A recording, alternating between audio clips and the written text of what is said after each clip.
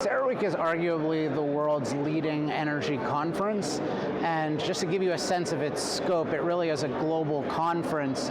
It has the leaders from Saudi Arabia, Russia, basically every international oil company.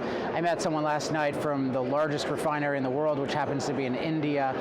So it's where the industry gathers, and thus it's exciting to me to have the opportunity to meet different people and try to expose them to what I call the moral case for fossil fuels.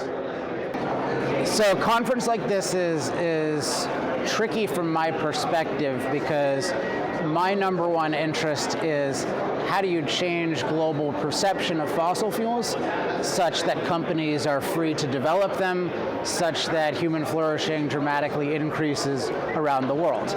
That's a context that often takes a little bit more of a long-range perspective to address, because it's not about your immediate deal on the table right now, but it's about the conditions that are in place, the perceptions that are in place, the policies that are in place that are going to affect your trajectory 5, 10, 15 years down the road in particular.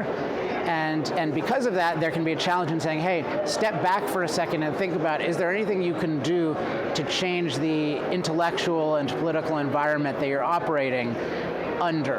And that's what I'm really encouraging people to do, both in what's called external communications, which is how a company communicates with all of its so-called stakeholders, whether governments, local communities, basically anyone that's connected to them. Do they have effective ways of persuading them that more fossil fuel development is good? And then also what's called internal communications, which is how they interface with their employees. Are they training their employees to really understand the value of what they do and to be able to persuade others of that value? So my two priorities in a lot of meetings with executives have been to explain my approach to that, which is that in both external communications and internal communications, you need to reframe the debate. Instead of talking about how can the oil industry have less impact on the planet, how can it stop being so bad, reframe it in terms of the goal is human flourishing, and the oil companies, the gas companies, the coal companies for that matter, do overall a tremendous job of promoting that. So you should make that clear in every context that what you're really in is the human flourishing business. You should make that clear externally, and you should certainly make it clear internally. And so over the past couple of years, in addition to the moral case for fossil fuels, which I proudly display everywhere, I've been developing a series of messaging tools, messaging strategies, and internal training methodologies that you can think of it this way: they neutralize attackers, they turn non-supporters into supporters, and they turn supporters into champions. So these are all things that I've tested myself, that I've seen work in practice, that can convert San Francisco liberals